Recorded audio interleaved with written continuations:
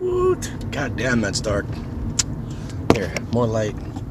It's nighttime. Yeah, I'm driving, so what? I just wanted to address that guy and all of you fucking containerized pressure advocates that keep saying the same bullshit over and over, like as though the research hasn't been done. Which, by the way, you need to stop saying, because common sense will tell you that if you pressurize something like a tire, then you'll have a consistent pressure throughout. That's what makes the fucking tire work. If you have a situation where you have something pressurized like a balloon and you push on the balloon, then it pushes back against you. Why? You can feel the fucking pressure inside, because the air inside, the volume, is greater than the actual container has room for.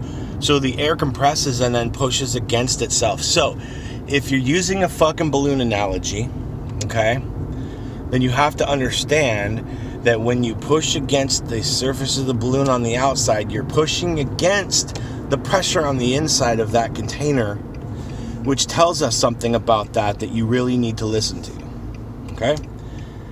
The pressure inside of a balloon or any type of contained environment is pressing up against the container, which is why when you push on the balloon and you feel the firmness of it, and that firmness can change based on how much you put in that balloon, that is pressure pushing against the container.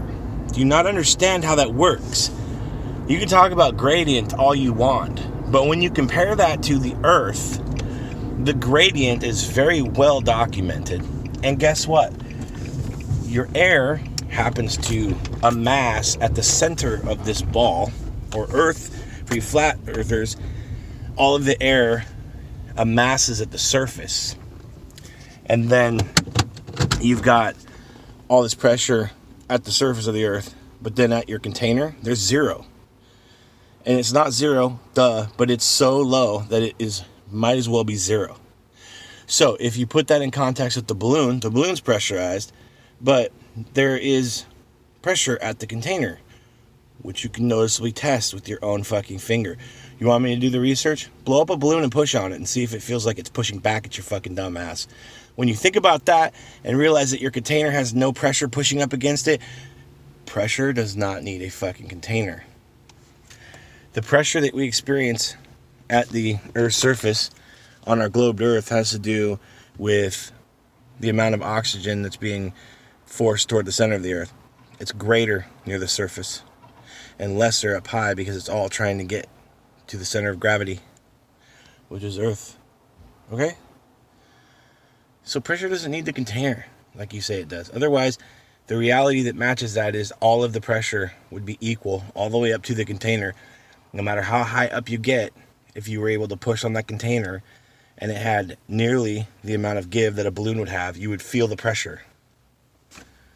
Pressure doesn't need a container. Besides, if that were the case, then in the case of Earth, and also a tire or a balloon that you guys are describing, the air pressure would also, it'd be a symbiotic situation. Not only would the air be held in by the container, the air would be holding the container up. That's not what we see in reality. Get a fucking grip.